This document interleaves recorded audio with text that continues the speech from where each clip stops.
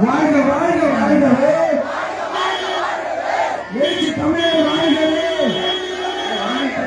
வெல்லட்டும் வெல்லட்டும் ஜனநாயகம் வெல்லட்டும் வெல்லட்டும் வெல்லட்டும் அம்பேத்கரிசம் வெல்லட்டும் வெல்லட்டும் வெல்லட்டும் தமிழ்நாடு வெல்லட்டும் வீட வீட இறங்குவோம் மீண்டு வீட மாட்டோம் வாழ்க வாழ்க வாழ்கவே பேச்சு தமிழர் திருமாவர்கள் வாழ்க வாழ்க வாழ்கவே தம்பி தம்பி வழியை விடுங்க வழியை விடுங்க தம்பி ரொம்ப நேரம் அமைதியா இருந்தீங்க கொஞ்சம் வழியை விடுங்க தலைவர் எதுக்கு போவாதீங்கன்னு சொல்றேன் கேட்க மாட்டீங்க தம்பி இத பாருங்க சொல்றது கேளுங்க தலைவர் வண்டிக்கு வழி விடுங்க தலைவர் வண்டிக்கு வழி விடுங்க தம்பி அம்பேத்கர் இந்த பேப்பரை வாங்கிட்டு வாங்க என்ன தம்பி தலைவர் வண்டிக்கு வழி விடுங்க தலைவர் வந்து கை சின்னத்துக்கு வாங்க கேட்டு வந்துட்டு இருக்காங்க தம்பி தம்பி முன்னாடி வாங்க முன்னாடி வாங்க முன்னாடி வாங்க வழி விடுங்க தம்பி வழி விடுங்க தம்பி வழி விடுங்க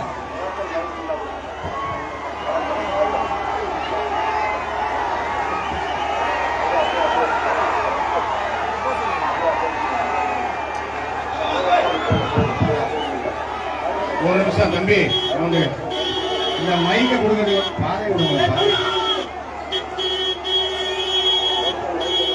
இன்னும் கொஞ்சம் உள்ள வாங்க வண்டி இன்னும் கொஞ்சம் உள்ள வாங்க தமிழ்கது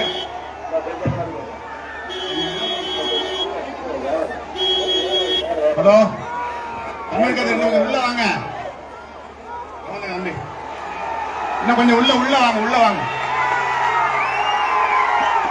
கொஞ்சம் கொஞ்சம் நவந்துருப்பா நவருங்க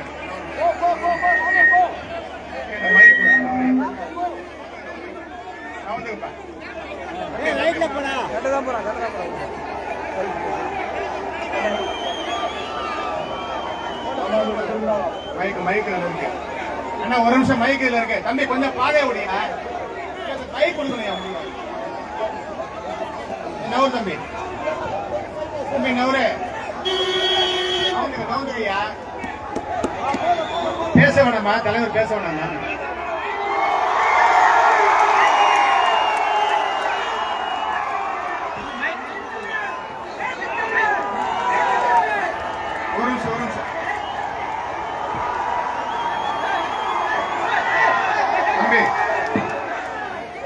தம்பி தம்பி நவுந்து நவுந்து நவுந்து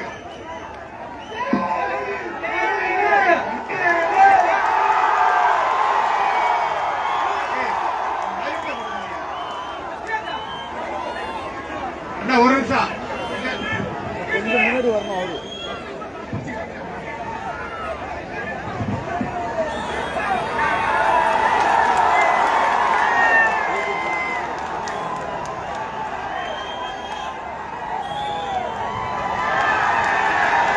ஹலோ ஹலோ ஹலோ ஹலோ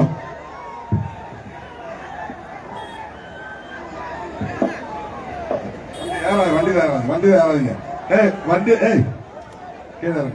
வண்டியில ஏறாதீங்க தயவு செய்து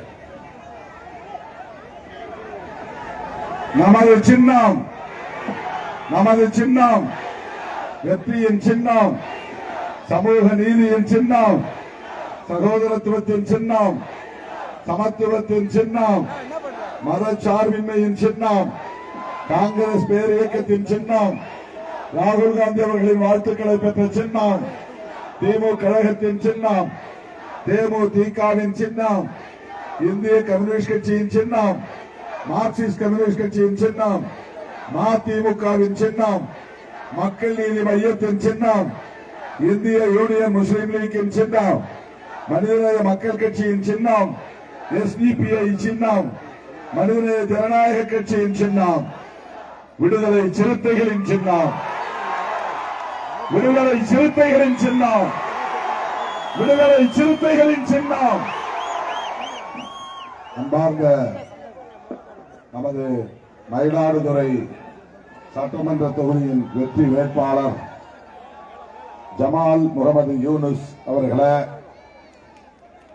உடன் வந்து கொண்டிருக்கிற காங்கிரஸ் பேரியக்கத்தின் நாடாளுமன்ற உறுப்பினர் மதிப்பிற்குரிய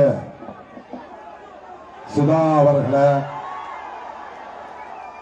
ஒன்றிய கழக செயலாளர் இளைய பெருமாள் அவர்களை, விடுதலை சிறுத்தைகள் கட்சியின் மாவட்ட செயலாளர் மோகன்குமார் அவர்களை, மற்றும் தம்பி ஈழவளவன் அவர்களை, பொன்னுரை அவர்களை, ஆனந்த் அவர்களை, கனிவளவன் அவர்களை, அருள் அவர்களை, பிரேம்குமார், தீபன்ராஜ், தமிழரசி, விஜயலட்சுமி, இளவரசன், விஜயகாந்த், மாயா, போஸ், அருண், கடகம் வினோத், குன்றத்தரசன், நேடூர் சிவா, சபா பஷீர், ஹாலிக், மாரியப்பன், சுரேஷ், கழுக்காணிமுட்டம் சிவா, ஆலயமணி, சிலம்பரசன், கருணாநிதி, விக்னேஷ், லட்சுமிகாந்தன், அம்பேத், சூரியமுத்து, செங்குட்டுவன், வைத்தியநாதன், வரதராஜன், பாஸ்கர், ஈஸ்டர், குத்தாலம், கல்யாணம் அவர்களை மற்றும் கட்சியின் மண்டல செயலாளர் அறிவழகன் அவர்களை, தமிழ்தென்றல், ரியாஸ்கான், உமாகாந்தன், வீர பெருவெழுதி, தலித் தர்மா, செங்குட்டுவன் மற்றும் இந்த பகுதியை சார்ந்த தம்பி சித்தமல்லி லைவ் ஈஸ்டர் ராஜ் அவர்களை, காங்கிரஸ் பேரியத்தின் மாவட்ட தலைவர் பானுசேகர் அவர்களை,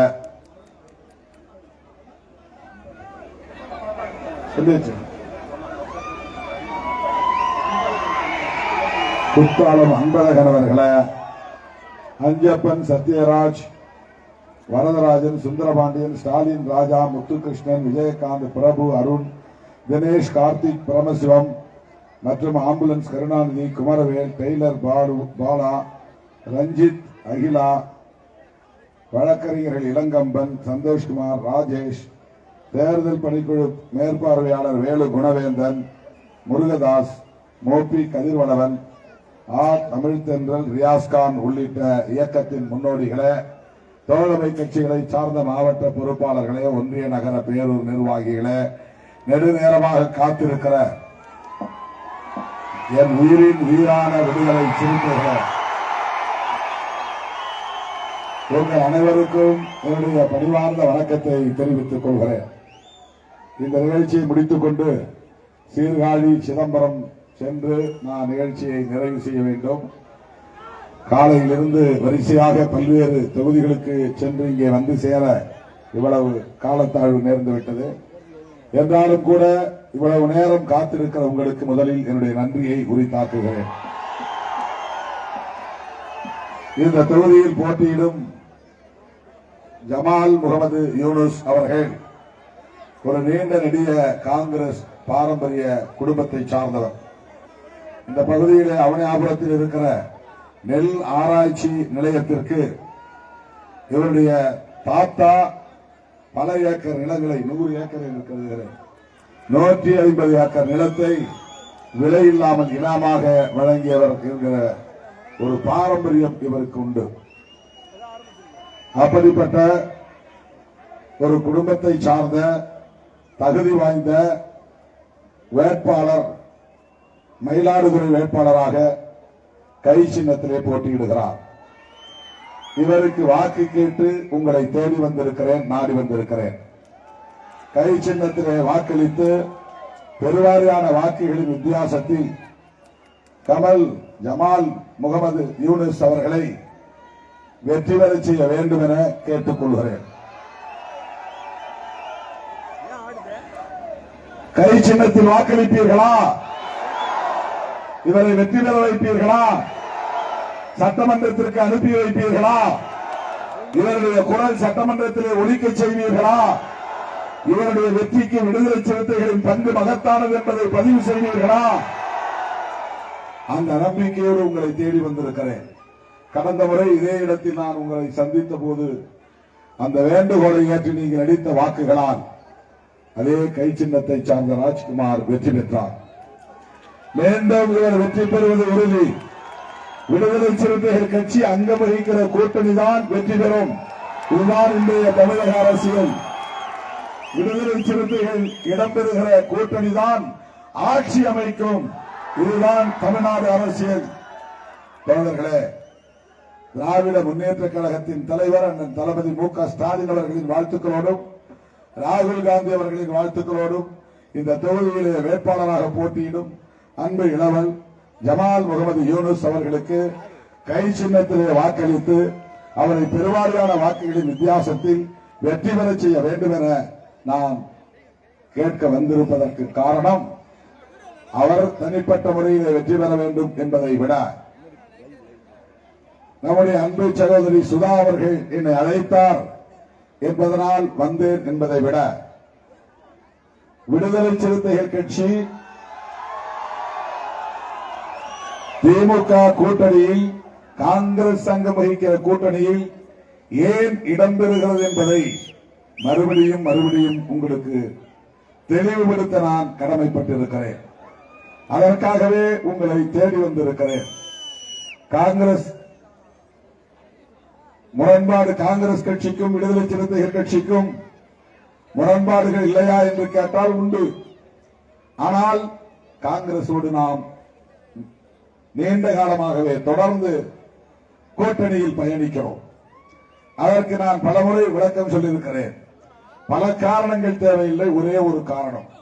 காங்கிரசோடு நாம் கைகோர்த்து நிற்பதற்கு, ராகுல் காந்தி அவர்களோடு கைகோர்த்து நிற்பதற்கு, இந்த திமுக கூட்டணியில் நாம் கைகோர்த்து நிற்பதற்கு மிக முக்கியமான காரணம், நம்மை எல்லாம் மனிதர்களாய் தலைநிமிர வைத்த நம்முடைய மகத்தான தலைவர் புரட்சியாளர் அம்பேத்கர் அவர்கள் வகுத்தளித்த அரசமைப்பு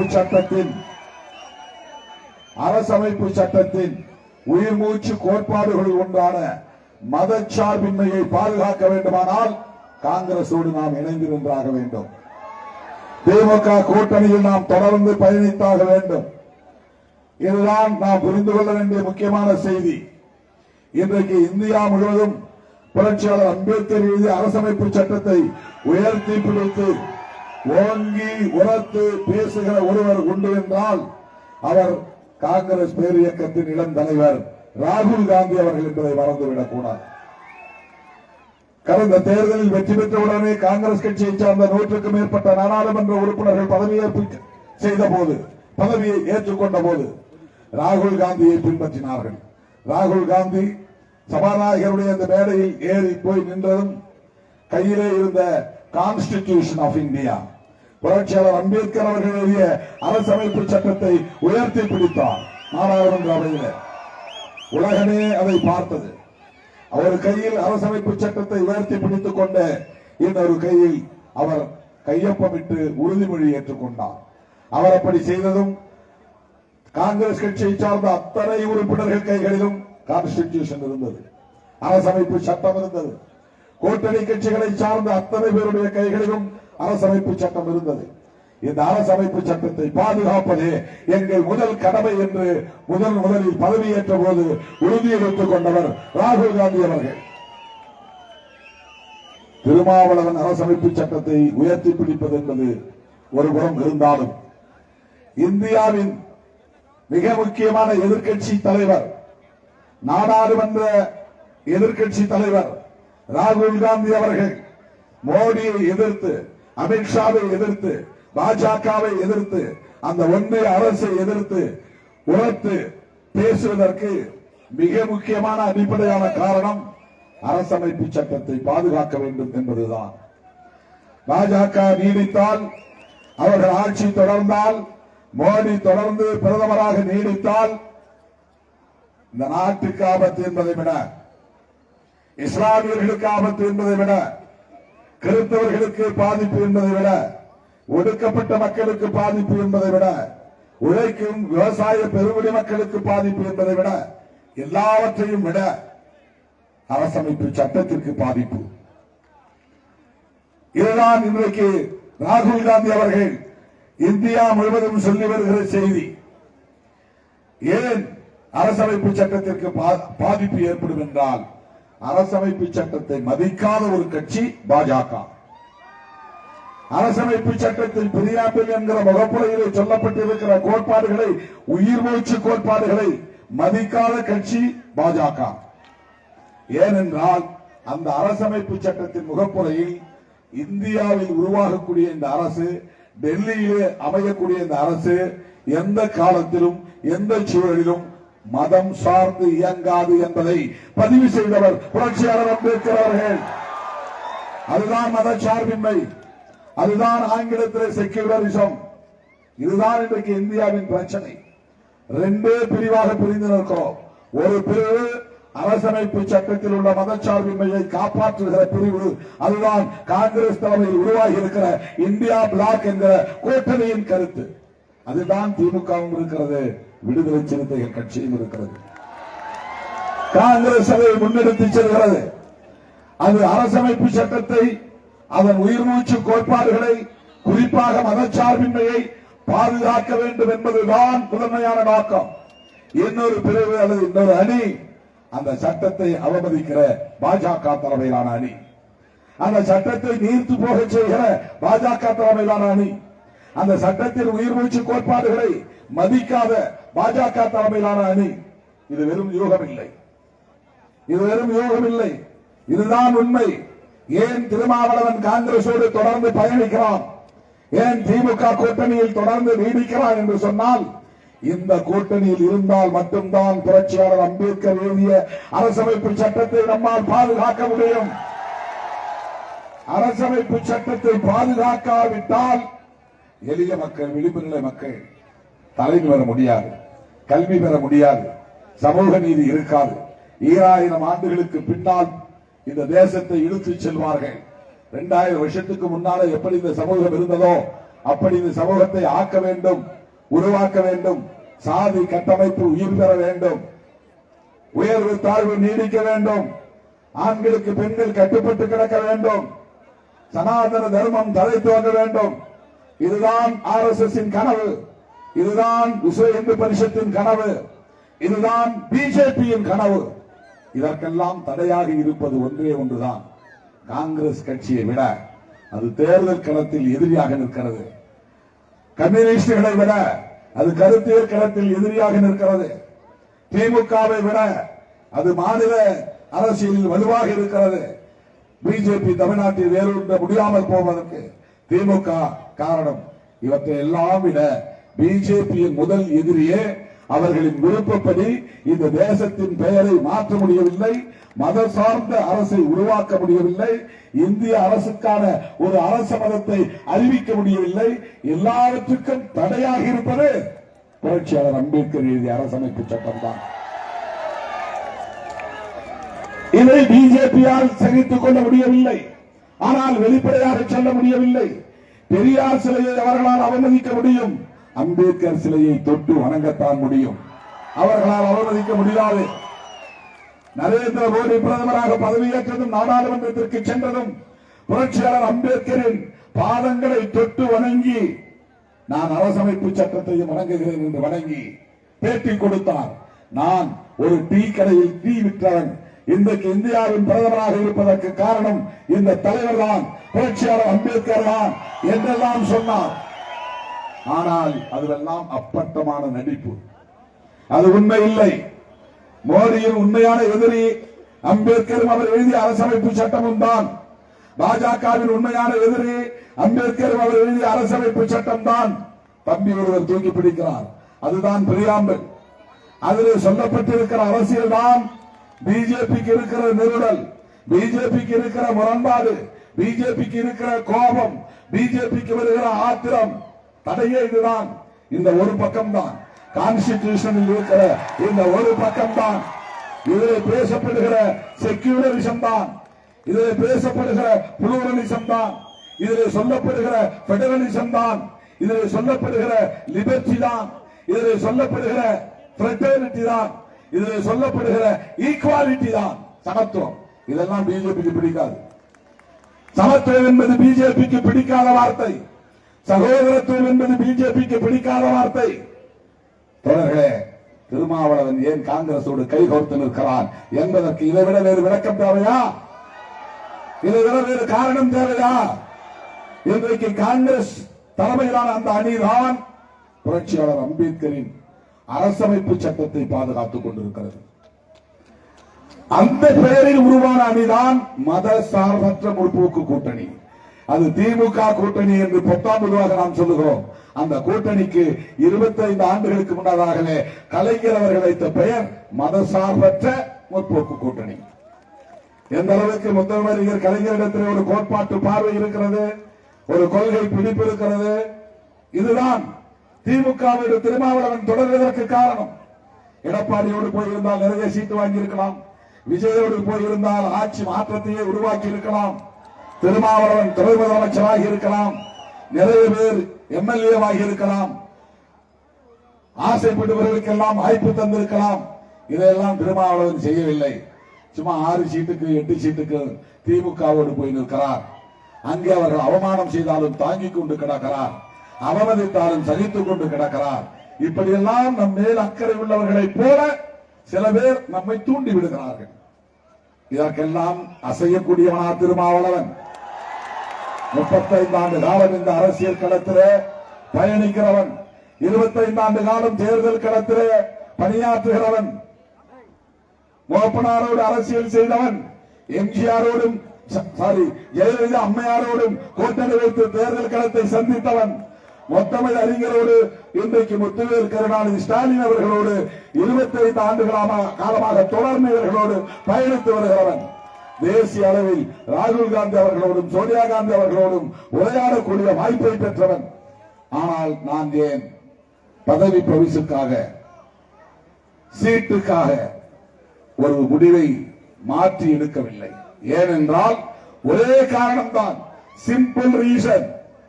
காங்கிரசும் திமுகவும் இடம்பெறுகிற இந்த கூட்டணியால் மட்டும்தான் மதச்சார்பின்மை என்கிற கோட்பாட்டை பாதுகாக்க முடியும், மதவெறி சக்திகளை கட்டுப்படுத்த முடியும், சாதிவெறி சக்திகளை கட்டுப்படுத்த முடியும், வலிமை பெற விடாமல் தடுக்க முடியும். அதுதான் நடக்கிறது. நாம் மட்டும் சற்று மாறி முடிவெடுத்திருந்தால் பிஜேபியோடு கூட என்னால் போயிருக்க முடியும். அதற்கான முயற்சியும் நடந்தது, அதற்கு நான் உடன்படவில்லை. அதிமுகவோடு போயிருக்க முடியும், அதற்கான முயற்சி நடந்தது, நான் அதற்கு இடம் கொடுக்கவில்லை. நண்பர் விஜய் கூட வெளிப்படையாக பேசினார், ஆனால் அதற்கு நான் இடம் கொடுக்கவில்லை. எல்லா கதவுகளையும் சாத்திவிட்டேன். பாஜகவோடு உறவில்லை, பாமகவோடு உறவில்லை, அந்த கட்சிகள் இடம்பெறுகிற கூட்டணியோடு உறவில்லை. இந்தியாவில் எந்த கட்சியும் இப்படி சொல்ல முடியாது. ஆனால் விடுதலை சிறுத்தைகள் சொன்னோம். தோழர்களே, ஏன் அவர்கள் அரசமைப்பு சட்டத்திற்கு எதிரானவர்கள், சமூக நீதிக்கு எதிரானவர்கள், இஸ்லாமியர்களுக்கு எதிரானவர்கள், கிறிஸ்தவர்களுக்கு எதிரானவர்கள், பைபிளை கொளுத்துகிறவர்கள், மசூதியை இடித்தவர்கள், இடிப்பவர்கள், தேவாலயங்களை இடிப்பவர்கள், பாஸ்டர்களை அடிப்பவர்கள், ஒரு ஃபாதரை உயிரோடு கொளுத்தியவர்கள், ஆங்காங்கே மசூதி இருக்கிற இடங்களில் வெடிகுண்டுகளை வீசியவர்கள், இந்துக்களுக்கு இஸ்லாமியர்களுக்கு இடையிலே சண்டையை மூட்டக்கூடியவர்கள், பகைமையை வளர்க்கக்கூடியவர்கள், திருப்பரங்குன்றத்திலே பதற்றத்தை ஏற்படுத்தக்கூடியவர்கள், இந்துக்களுக்கும் கிறிஸ்தவர்களுக்கும் இடையிலே பகையை வளர்க்கக்கூடியவர்கள், இவ்வளவு நாசகார சக்தி. அந்த சக்தியை தூக்கி சுமந்து தோளிலே சுமந்து வருகிறவர் தான் அதிமுக பொதுச் செயலாளர் எடப்பாடி பழனிசாமி அவர்கள். எப்படி அவரோடு நாம் சேர முடியும்? அதிமுகவுக்கும் பாஜகவுக்கும் இடையிலே உருவான இந்த கூட்டணிக்கு ஒரு நியாயமான காரணத்தை எடப்பாடி அவர்களால் சொல்ல முடியுமா? பாஜக அண்ணாவை ஏற்கிற கட்சியா, பெரியாரை ஏற்கிற கட்சியா, இருமொழி கொள்கையை ஏற்கிற கட்சியா, இந்தி திணிப்பை எதிர்க்கிற கட்சியா, மாநில சுயாட்சியை ஏற்கிற கட்சியா, தமிழர் பண்பாட்டை மதிக்கிற கட்சியா? அந்த கட்சியோடு எப்படி எடப்பாடி அவர்களால் கூட்டணி வைக்க முடிகிறது? திருவள்ளுவருக்கு காவி உடை உடுத்துகிற கட்சி, பெரியார் சிலைக்கு செருப்பு மாலை போடுகிற கட்சி, பைபிளை கொளுத்துகிற கட்சி, வெறுப்பு அரசியலை திட்டமிட்டு பரப்புகிற கட்சி அந்த பாஜகவோடு உடைந்த பாமக கூட்டணி.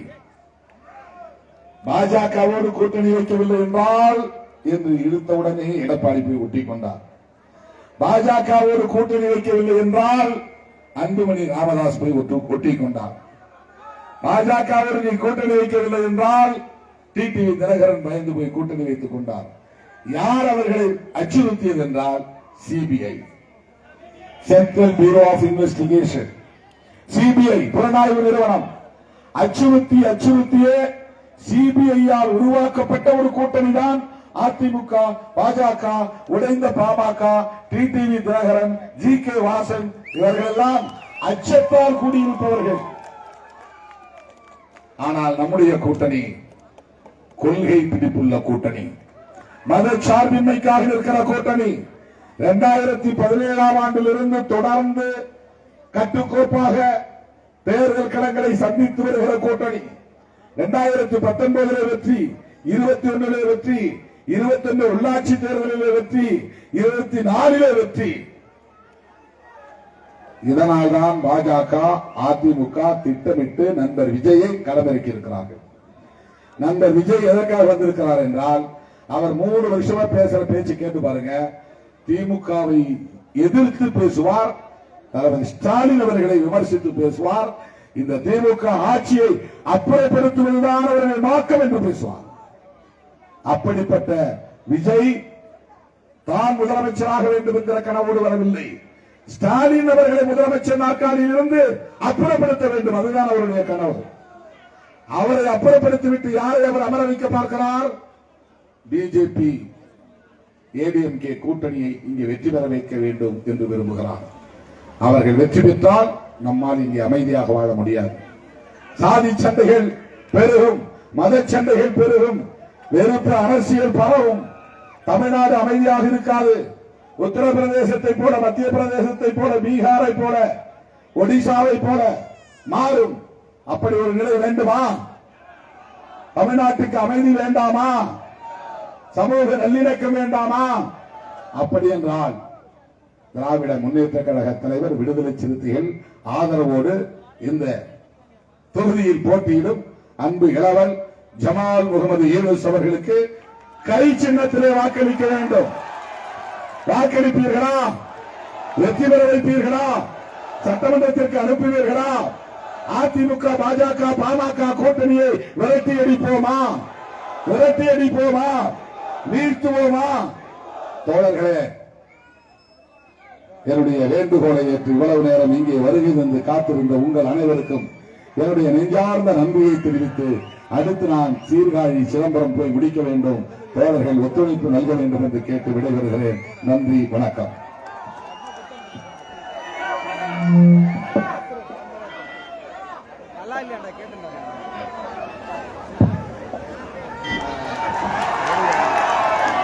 திரு அஞ்சப்பன் சத்யராஜ் தேர்தல் நிதியாக ரூபாய் 10,000 வழங்குகிறார்.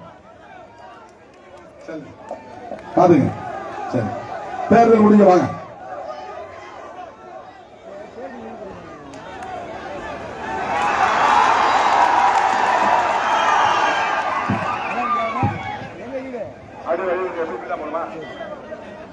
எப்படி போகணும்? தம்பி நேரம் இல்லை, நான் சீர்காழி போய் சிதம்பரம் போய் முடிக்கணும். இங்கே மணி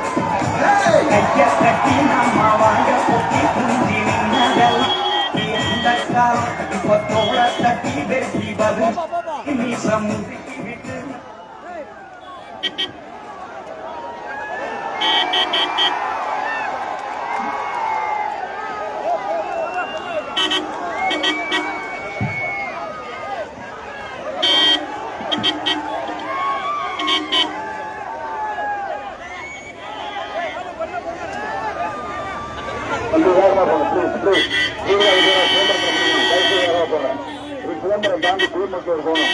இதே மணி 9 போச்சு. வேகமா போங்க ப்ளீஸ். தம்பி வேகமா போங்க. வேகமா போங்க. வேகமா போங்க. வேகமா போங்க. நன்றி நன்றி நன்றி. வேகம் வேகம்.